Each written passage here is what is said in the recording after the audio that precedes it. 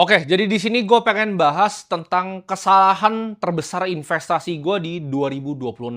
Jadi apa aja sih yang sebenarnya bisa gue lakukan lebih baik ya? Karena gue selama berinvestasi, gue belajar itu paling lengkap dari shareholder letternya dari Warren Buffett.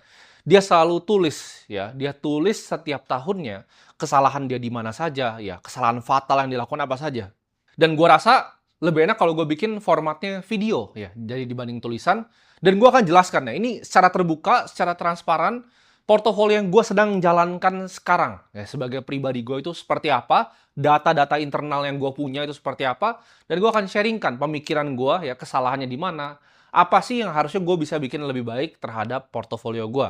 Jadi gue harap kalian di sini ya, buat yang demen belajar dan suka belajar, kalian bisa belajar nih dari kesalahan-kesalahan gue supaya nanti ke depannya kalian nggak melakukan kesalahan yang sama. Dan ini pun sebenarnya gue bikin dan gue taruh di YouTube supaya apa? Supaya nanti di tahun-tahun ke depan gue bisa balik ke video ini, gue bisa nonton dan gue bisa belajar apakah pemikiran gue sudah berkembang atau belum.